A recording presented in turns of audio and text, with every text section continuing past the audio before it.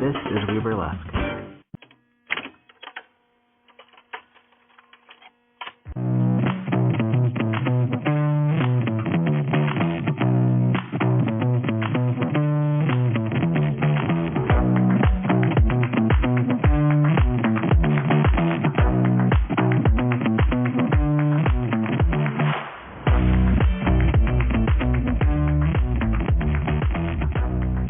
This is We Burlesque, the podcast. This is the music that made we, and I am Viktor, and I get to talk to nightlife individuals in the field of drag, burlesque, and cabaret about the songs that brought them to the stage, the songs they do on the stage, the songs that they listen to once they finally get off the stage.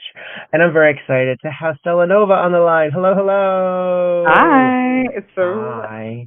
so fun to be here today. Oh, so happy to have you. I'm finishing my Boombox Burlesque collection with Stella Nova here, as you are one of the producers and the only one who has not yet done this. So what I find really fascinating is that the four of you, I Love Great, Mr. Robubrialis, Reign Supreme, and yourself, you all have such wildly different music tastes, and yet you all found hip-hop as a connective tissue. How did you find these people all together? I mean, I know we talked about it in the past, but how did you realize you all had that in common? Yeah, I think we all have unique relationships to hip hop and like how we experienced it. I am the youngest of the group, so I come from like a different generation, and I think I'm probably most similar to Aurora in that like I come from a space of dance. So like a lot of the music that I grew up in that influenced, like, I guess, like my personality and how I exist in the world isn't necessarily hip hop, but a lot of my dance style is inspired by it. And a lot of what I learned in dance early in life is hip hop. And like, I grew up watching America's Best Dance Crew and like loving those performances and how they took like one element of hip hop performance and then turned it into this whole larger theatrical piece. So that's more my way in, I would say, more necessarily than the music itself. While I do love the music and I have a vast appreciation for it, and like my interest in like the realm of beats and the like lyricism and rhythmicality and storytelling, like all of that bolsters my love for it, but my origination of my fascination is in the realm of dance. Well, I mean, that's the thing. That's the thing, isn't it? It's a lot. It's a culture. It's a wholly formed microcosm of existence. And what I find really interesting is that your playlist for this evening deviates in all kinds of different directions that I'm very excited to hear about. Why don't we dive right in to your first selection and you tell us why we're starting with it? Okay, so I kind of like curated my list to go through just like different phases of life. So I wanted to start with the music that influenced me from my family. So my mom actually is the impetus for the first song because I have a lot of memories with her and like dancing in our living room. And you'll notice it's like a very like common thread throughout a lot of this music is like me doing, like, sharing these memories with people and like being tied to movement. And my mom is like the lover of like songs on the radio, and one of her favorite things to do like on a weekend and like the summer would be like to turn on the radio and have it blasting in the living room and like bring a radio outside into our little backyard in the Bronx. And just like have little dance parties just because she likes listening to pop music, and at the time that was like more in the realm of pop music, even though it is more rock. And I think you'll see like a lot of the influence in my early days comes from a lot of rock music. Fun, and I don't know, whenever I hear it, I think of her. And I actually made an act to the song related to Hitchhiker's Guide to the Galaxy, which is like one of my favorite campy movies from like the 2000s and book. So like good memories all around. And the name of the song is? How Far We've Come by Matchbox 20. Let's take a listen to it. This is from Exile on Mainstream. That was How Far We've Come from Matchbox 20. I love that song. I actually have an act to that song. I've not done it in a very long time, but I did it for TZ Roosevelt's show years and years ago, which both of us were a part of, actually. Yeah. Yeah. It's such a funny song. It's like super poppy, but then it's just like we're gonna die. Who cares? Yeah. Might as well It's have a good frenetic. time. Frenetic. Yeah. Yeah. Yeah. I love a So you said song most that of says "fuck it, let's go." is that all there is? Then let's keep dancing. Yeah, you know. Well, and Right. it's also it's Exactly. one of I remember there being sort of like a. I mean, I remember when Matchbox 20 first came out with um, Real World and 3 a.m. and Push and all of that. And I know they sort of well, they never got quite the Nickelback treatment, but there was a time where they weren't quite, you know, they were lesser loved at one point or another. A little too earnest, Yeah. just a little too. And I think part of the reason for that is Rob Thomas specifically before he moved into like really pop stuff. Was really vulnerable, you know, and vulnerable white guy music is sometimes polarizing. Yeah, and I think it was like very much in the early days of it, like right before it went mainstream. So it like luckily he stayed on more of the pop side of it, but it still was on that spectrum of like, do we want to listen to this guy complain? Is this life really that hard? And the answer is no, but like it still That's makes for the good music.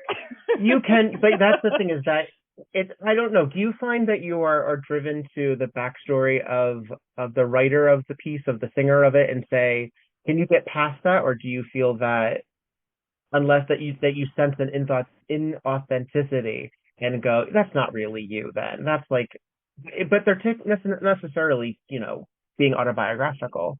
I think I think it depends on the artist because I think Mm, there are times where someone's story is very instrumental to their work and to their music, and sometimes it is a little bit more superficial. For something like this, I'm thinking more of like the message of the song, the energy of the song, the music, like the instrumental of the song yeah, versus actually the storytelling. And I think with some of the other songs that I've picked out, it becomes a little bit more about the storytelling of the artist. Like later on, I have like Doechii on my list, and like she's definitely an autobiographical artist. Um, but yeah, there's some music you don't need to read all that much into, even if it is a little bit autobiographical. And then some music you should pay more attention to the lyrics to understand where that person is coming from, what kind of context they're pulling from as well, so that you can truly understand the larger story being told with the right. if it's the individual song or if it's like a larger album piece, like whatever it may be. Well, I think that's the thing too. As we are artists who are painting pictures with somebody else's paint, essentially, like a lot of what we do Mm-hmm. as burlesquers and drag artists and cabaret singers, if you're also reinterpreting the material, whether it's Gershwin or it's contemporary, uh, you're taking Mm-hmm. on the characterization that you're bringing to it, and the intent of the original artist, while it may influence some of the decisions we make, very much secondary, sometimes tertiary. I agree, and I think that's why I thought it was a good fit for a Hitchhiker's Guide to the Galaxy act because it fits the energy of the song because the story, like the book and the movie, they're both so playful and like fourth wall breaking and like intentionally ridiculous that it Yeah. matches that energy and it matches that storytelling. Yeah. Yeah. Well, when But I heard obviously, it, like, the music has nothing to do with the movie. It didn't even touch oh, the not movie. directly, Like, it not has directly. anything to do with the author. Yeah. But that's the fun of Nerdlesque too, is I love Nerdlesque that doesn't use just the music from the material itself, is that if you're going to take on these characters, let's have fun with it. Like, do your own soundtrack. What would you have put on there? And I really like that. When I Mm-hmm. first heard How Far We Come, I thought of America collapsing because America is collapsing. And this was during the first Trump Yep. administration. My God, that's how long ago it was. And I was like, I'm gonna go revolutionary on this, and so yeah, uh, it's a little colonial. You got to pick your battles when you do that act, but it's not necessarily an endorsement. It's not necessarily an endorsement. Uh, No, but it's like how you like. It's like what you said earlier. It's like we're putting a story on top of the story, so it's how we're interpreting the larger piece of it in our own direction that right, matters more in this right. context. Also, I don't think of myself as necessarily Like the how are hero we in that act. right? And is Arthur a hero and Hitchhiker's Guide to the Galaxy? No, he's an agent of chaos, like just like every other one of them. Well, we He's love the an main character, but anti-hero. he's not the hero per se. Exactly. That's the thing. We get confused a lot, and Stumbling around.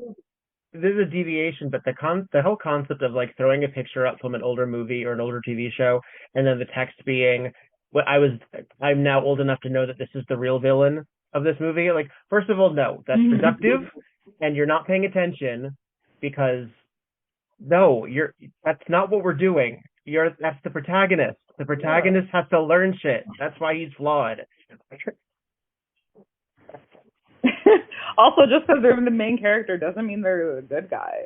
No, we love an anti-hero. We love a villain redemption story. People are complicated. Yeah. Mm-hmm. Let's go with your second track. Tell me about what. Tell me why we got this one. Okay, I know a lot of Latinos, specifically Puerto Ricans, are going to roll their eyes at this, but I promise this is a real life experience. My second song is Suavemente by Elvis Crespo. And the reason is also because of my abuela and like we're having vivid memories of her like teaching me how to salsa and like introducing me to his catalog, to like Tito Puente and like El Gran Combo and like all of these people. But like she loved the song when it came out. Like before it even hit the radio again, like 5-7 years ago, and like was everywhere in every occasion at all times. Like before it became like the cha cha slide, like at every family reunion, it was on, like it was played in the abuelita's household because they had their tapes and their CDs, and they were putting them on while they were cleaning the house on the weekends, and like sharing the culture with your family. And like the Puerto Rican Day Parade was just this past weekend here in New York, and it's such a big thing for me personally because my culture is very important to me, and being able to be in a space where your community can surround you and you all have this similar upbringing, because like we've all had this experience with their like abuelos, like we've all had this experience of going over to their house and the music is playing and everyone's sweating because God forbid they have an AC in the house. They have like one oscillating fan in the corner that's hitting nobody. So everyone is sweating, but everyone is listening to the music. And if you're lucky, they're making some like plátanos or frying some bacon so they can use the grease to make some dinner. Like there's this unifying experience that we all have. And I think what triggers it the most, especially after like our grandparents are gone, is like music or food that can bring back those memories so vividly. So I will say that the song is really close to my heart, and I'm sorry that it pisses everybody else off. Why does it piss everybody else off? Is because it was everywhere 5 to 7 Oh, years I ago. see. Just because it was super, yeah, okay. Yeah, like it came back around somehow, and then it was like on. Literally, you went to a location and somehow it was playing. Like you could be going to the bodega, you could be going to a party, you could just be entering the hair salon, and it was playing. It was everywhere. And I get it. And here it is. It's playing but now. It doesn't change our relationship. I'm so sorry. Excellent. This is Suavemente from Elvis Crespo from the album Suavemente. There we go. That was Suavemente from Elvis Crespo. Yeah, we get these particularly through predominantly white culture when we find songs like Despacito, or even going through like Como the Tito Puente song, and then Santana covered it. Oh, Da, da, da, da, da, da, da. Mm-hmm. That Yeah, one. I yeah. can't think of it. Mm-hmm. Belson selling in my ear. I feel like we latch onto them, and I think it's really great considering how awful we are, frankly, to a lot of immigrants and Spanish speaking individuals who live in this country, because we're in a very like you're in America, speak English mentality, and like every once in a while it infiltrates, and it's like, see, folks. And then if you look back at like people who like Eartha Kitt and Sam Cooke and like we used to have multicultural language on 45s that were very big hits, and like when did we get so terrified of that? It bothers me.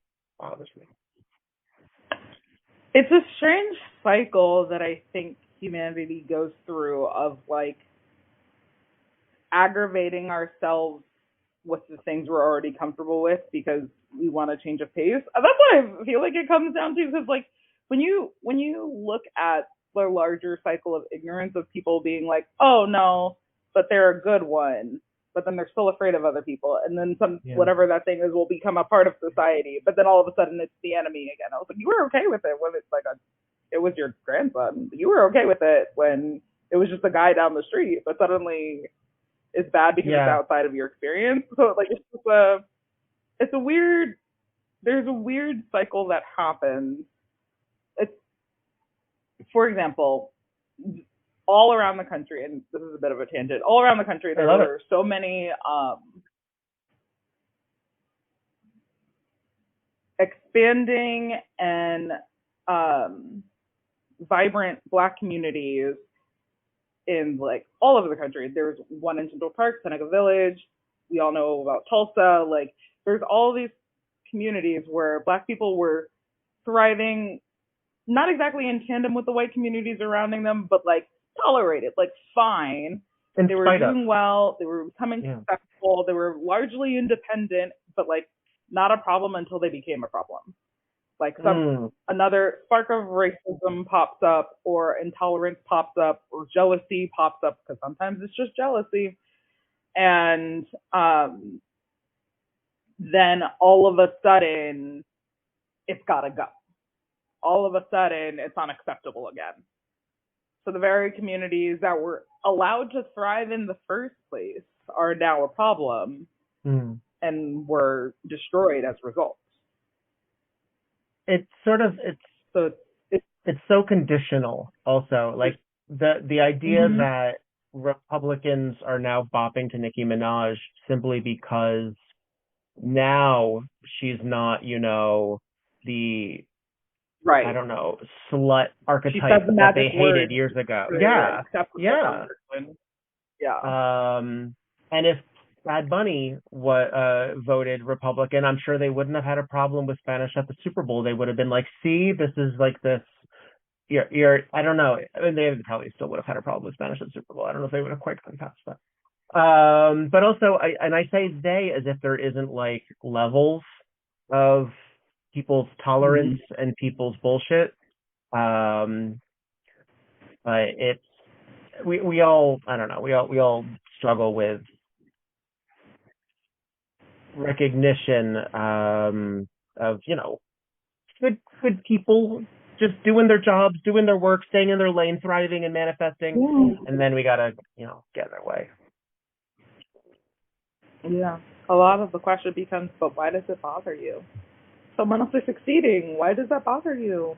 Yeah, it doesn't interrupt your quality of life for someone else to also have a good quality of life. It doesn't interrupt your rights for someone else to also have rights.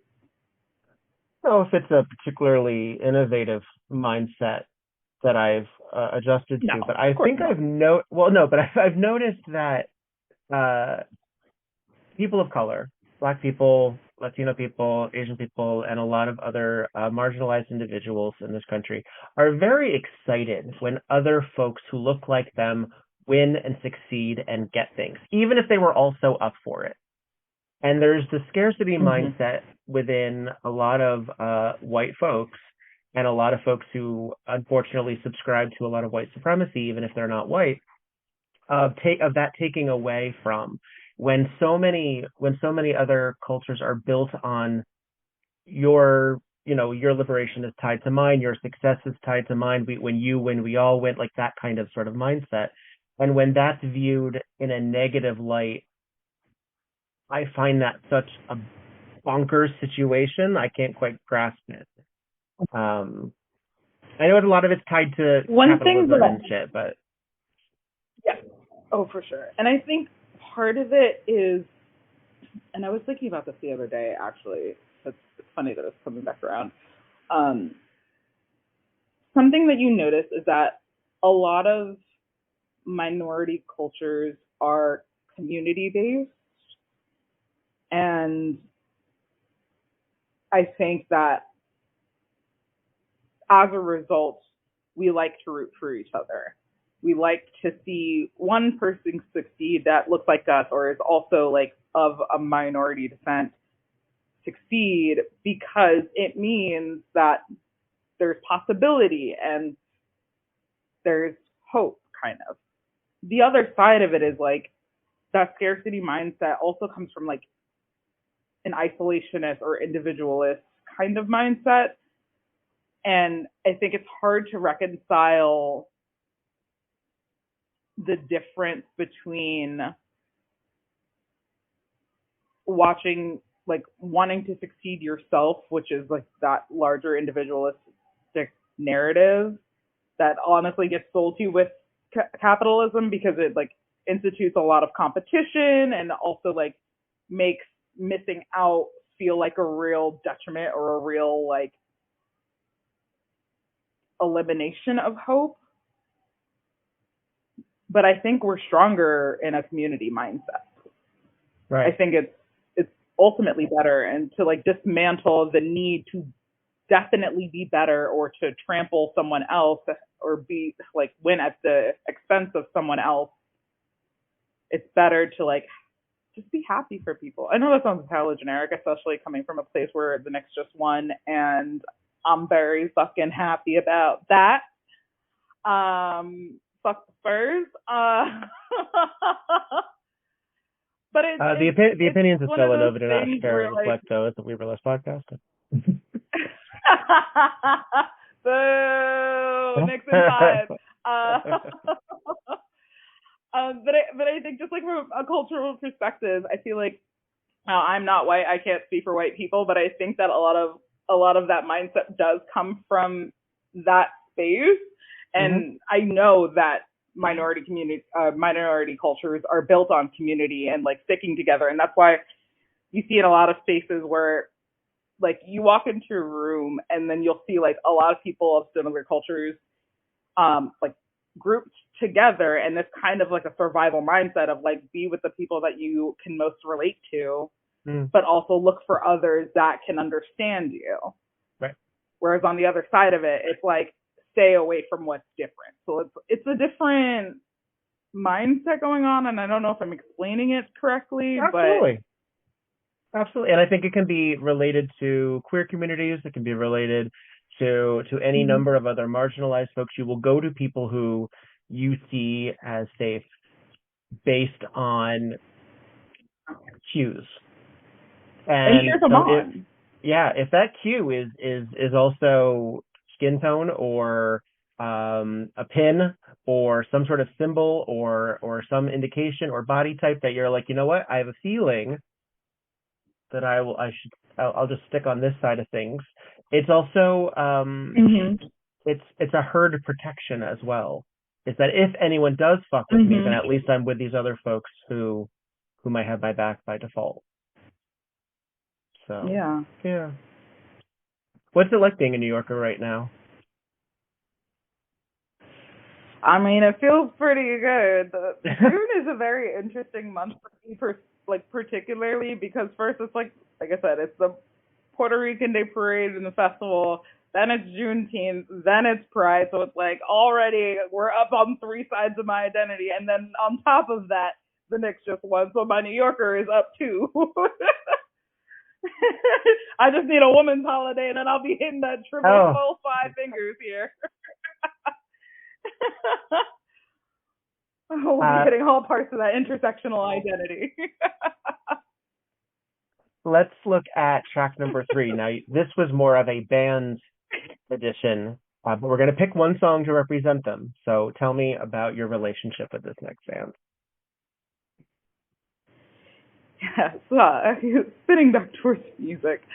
So my next selection comes from the Beatles. And for this, I pivoted to my dad, who is a much more reserved man from Harlem. Grew up around like everything here, but was very much into rock. Like he was the, I don't want to call him alternative because my father is not an alternative man, but compared to black culture in Harlem at the time, quite. So like especially because he came up in like the 70s and the 80s and like, or the 60s, the 70s and the 80s, where hip hop was started. And he was very much into rock and the Beatles. And I put this on my list because like a very fond memory that I have with him growing up is that I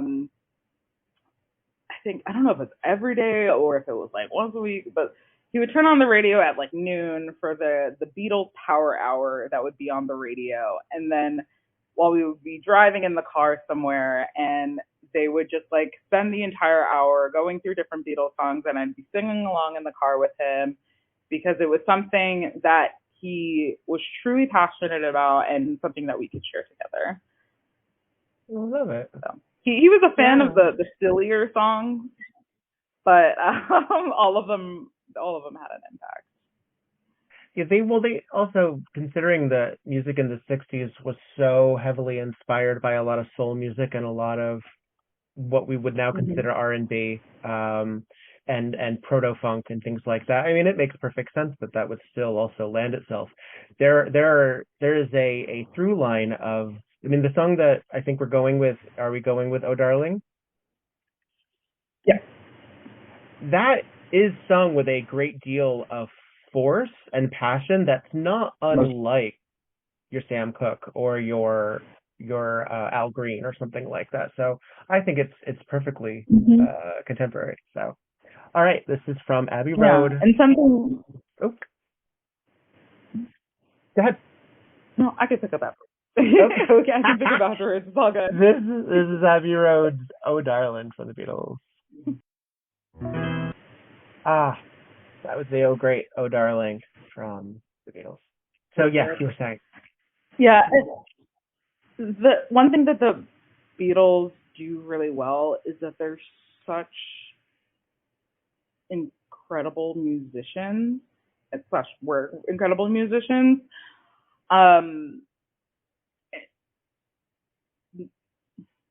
Their ability to like learn to play different instruments, their willingness to experiment with different styles, the emotion that they put into some of their more serious lyrics, their ability to stir a crowd, you know, like I think a lot of that had an impact on me personally, just because when I listen to music, the first thing I do is listen to the backbeat. Like I'm always listening to the music itself first, and then I'll pay attention to everything else afterwards. And I think that in part comes from a dancer's instinct, but also I just find music so fascinating. And when people get experimental with something and it still works, like you can say the same of like Queen, for example, sure, where they play with the music so much and somehow it still works. And it's fascinating to go on that journey with them and listen to how the sounds play into each other and still function cohesively. Yeah, if you listen to Jethro Tull or Derek and the Dominoes or Led Zeppelin, it's like sometimes it's like 5 different songs in one, depending on where you find it. Yeah. And it's such a different world now, because a lot of the songs that are hitting the radio right now are under 3 minutes again, which is such like an old school concept. That's that's before the 45. Like the idea of like these like really quick side A, side Bs is like, I don't know. maybe it's also the performer in me that I'm like, I need at least 4 minutes. I need to settle. Yeah. I need to settle But guys, in. I need to tell the full story in one song. I don't want to necessarily have to do a medley every time, but I do love me a 12-inch mix. I do love me a disco mix. I do love me, and that's why I look at some artists. We have our Lorena is a great example. Queen Kwan's a great example. Um, uh, Geez, Louise is a great example. I'm all talking about Black people, Yeah. where they will take up the space with a 7-minute song if they so choose, and that's a really fulfilling watch. I enjoy that. I enjoy it. Yeah. I always think it's impressive when someone can hold someone's attention for that long, because that alone is a skill. That's a specific skill. Yeah. Yeah. And a lot of that, I guess, as a dancer is also knowing when not to move too, isn't it? Because then you're working with stillness, you're working with levels. If you start at 11 when the song starts, you're going to pass out. Yeah. I don't know if you're going to make it to the end of the song, especially if it's more than 4 minutes. One of my friends, Lady Mavuhai, she has an act, her like Stinky Kitty act. So she's done for New York Burlesque Festival before. She has an act where she's at 11 pretty much the entire time, and I'm like, girl, I don't know how you do it. You must be wheezing backstage afterwards because she's constantly in motion. Yeah, and like a lot of conditioning. She talked about that on the pod. It's a lot of pasty movement. Yeah. They're all over her body, and she's like, gotta keep them all in motion, or else it doesn't work. It doesn't count. So far, we've had a very diverse set list, and we've only done 3 songs. We're going to diversify even further with our 4th song. Tell me about it. Okay, so this is actually, it's partly academic and partly very silly why this next song is on my list. So I put Gasolina by Daddy Yankee for 2 reasons. The first one is a memory because this song came out when I was in elementary school, and I have the very distinct memory of being at my 5th grade prom in our schoolyard and then putting on this song and dancing so hard with my friends, but on the other side of the group, because all of our parents are standing outside the gate waiting to pick us up. But I was like, no, my parents are not going to see me dance like this. I'm 11 years old, but I'm going to go in on this reggaeton.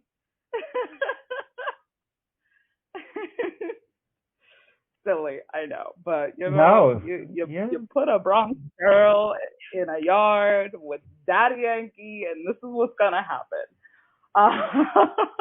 I'm still reeling that you were in 5th grade in 2004. I'm still getting through it. I'm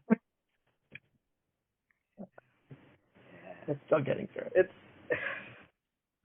It was a time. Listen, the early 2000s were a time. And I understand that I am when I started burlesque, I was like one of the youngest in the industry at the time in New York, because I started back in 2017 here, and I was 22. So I came in understanding that I'm of a different generation than most of the people here. So I just have I understand that I have a different experience, and I don't mean for anyone to feel dated by no. I'm saying, but no. I tease. I've made peace a long ago that I accidentally became a queer elder at 42, just by virtue of living as long as I have. I didn't have to do anything other than just be here first. So, and we have legends in their 90s who are still around doing the thing. So burlesque, we accept. We accept as long as the maturity is intact, and you can have that at a young age. Yeah. This is from thank you. This is from Barrio Fino. This is Gasolina, Daddy Yankee. Not the first time that song has made it on somebody's list here. So yes, that has been a formative. That song will give people hype. Yes. It A will give good, people hype every single good time. pre-show track. It will get them going. Mm-hmm. As Yeah, a, and like yeah. on the I was just gonna say like on the more like semi-academic side of it too, like Gasolina was one of the first reggaeton songs to get into the mainstream and like make reggaeton an acceptable field of music in the mainland US. Like it was one of the first crossover tracks of this generation and paved the way for a lot of Spanish speaking artists. Like Bad Bunny would not exist without Daddy Yankee. A lot of artists would not exist in their scope without Daddy Yankee. And the fact that he retired recently and like became a pastor, crazy to me. Crazy. But like he was like one of the ain't that the truth. But like he was one of the legends that really set the stage for a lot of artists and like is one of the top performing like rap artists in existence in my opinion because and I've had this conversation I recently with some people like reggaeton is not what you expect when you think of rap music, but a lot of reggaeton is rap music, and that's why it was one of the things that I campaigned for in this last round of Boombox was introducing that as one of the categories that we accept because a lot of reggaeton is just rapping in Spanish. The main differential is the music style because reggaeton is a specific beat style, but the music is rap.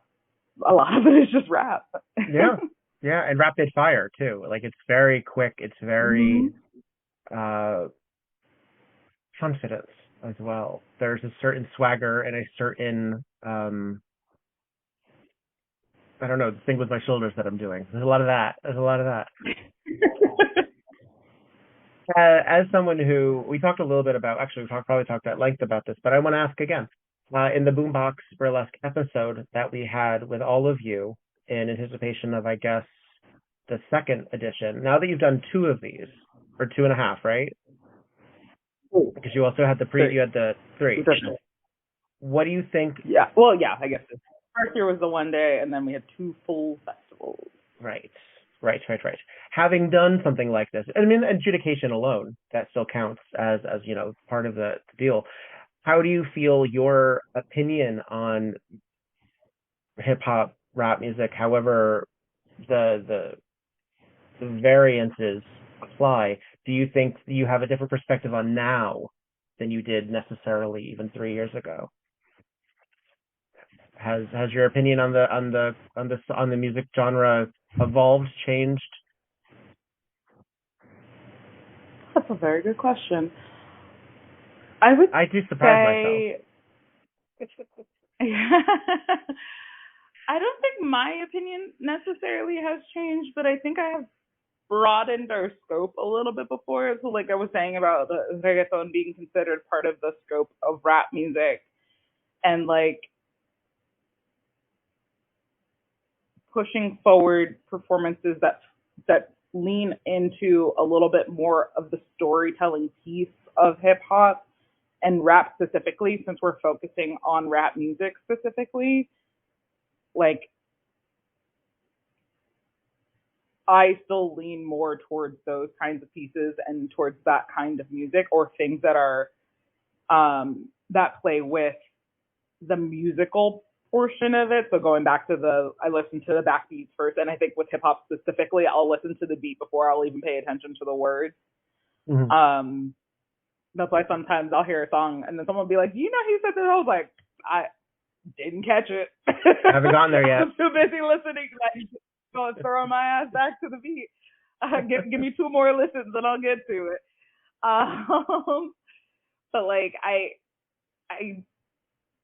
think my appreciation for the genre has grown a lot more, which is want to happen when you're like listening to it a lot more and then seeing how people interpret the music along with it. You get a greater appreciation because you get a greater literacy on some of the songs as well. And also greater exposure, because I think there have been some instances where people have pulled out some like lesser known hits by like very famous artists, and I'm like, oh, I forgot about this one, or like pulling it out from like the way back of my mind, or like pulling out like an underground artist like Aurora want to do, being like, oh, did you know about this one? Like, I'll never forget the time where I was performing with Brass, Brown Radical Ass Burlesque, years ago, and they brought in the underground rapper Medusa, who was like a New York based rap performer from like the 90s and early 2000s that I had never even heard about.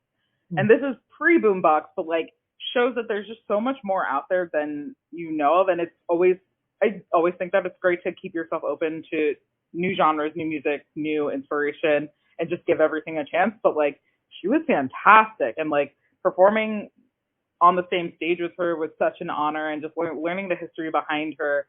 And I want to continue to do that, to get more exposure and see how more people interpret the music in their own way, so that I can even get a greater appreciation and learn more about it. Mm-hmm. Mm-hmm. Excellent. Well, when I think of hip-hop music, our next artist immediately comes to mind. I'm kidding, of course. But please tell me. Please tell me where this fits. Well, hard left from Gasoline. But a great one. I love the song. So my next song, also pulling from my childhood, is Why Should I Worry by Billy Joel. Yes. And from Oliver and Company. Come on. Yes. Literally that was one of my, okay, so while I am not a Disney adult and will rebuke anyone who claims to be a Disney adult, I think it's kind of gross. Okay.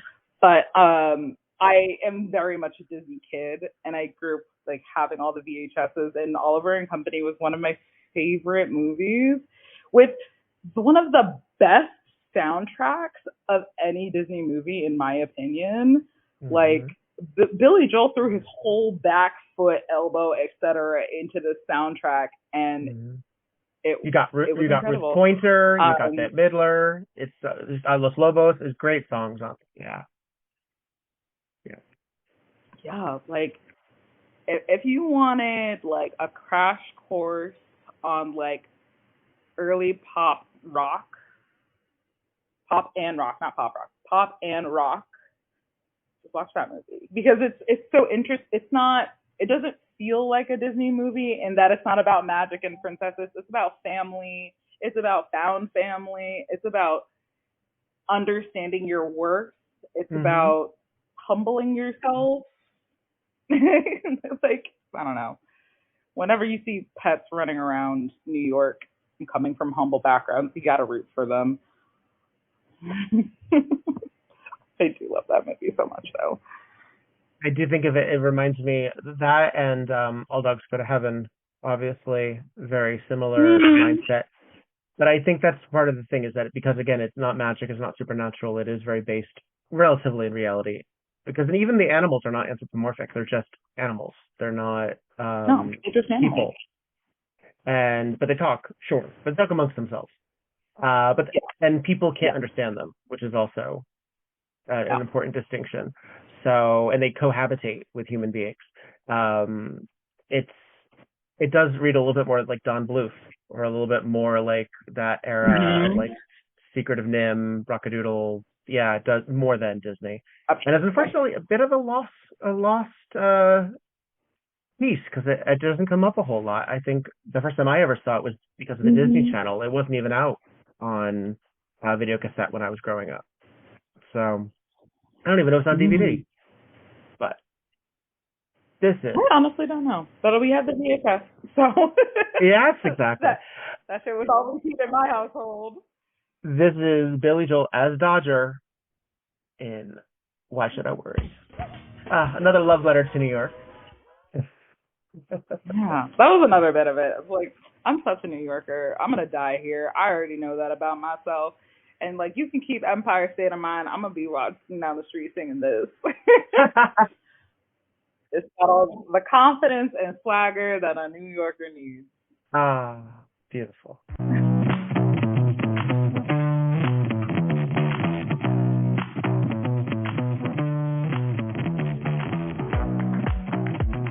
The music that made We is produced by Viktor Devon. The Burlesque Podcast Network is the creation of me, Viktor Devon. Podcast artwork is by Logan LaFleur. We Burlesque and podcast cover art photography is by Atticus Stevenson. The theme song, On a 45, is by This Way to the Egrets and is used with permission. Incidental music is via Pixabay under the Fair Use Doctrine. Visit WeBurlesquePodcast.com for notes on this and every episode. You can follow We Burlesque and Viktor Devon on just about every platform. Spell out @ symbol before it and remove all the spaces. You can also support the podcast via patreon.com/WeBurlesque or via Venmo by searching VIKTORBEVONNE. Don't got the cash? Who does? Please follow, subscribe, and get 5 stars on every platform you can get your hands on. It really does help. All original material is owned by Viktor Devon and by Ellison Burlesque Corporation. All of the materials are property of their respective copyright. No infringement, while likely, is intended. Copyright disclaimer under Section 107 of the Copyright Act of 1976. Allowance is made for fair use for purposes such as criticism, comment, news reporting, teaching, scholarship, and research. Fair uses are used permitted by copyright statute that might otherwise be infringing. Non-profit, educational, or personal use tips the balance in favor of fair use. All rights and credit go directly to the rightful owners. No copyright is infringement intended. Please don't sue me.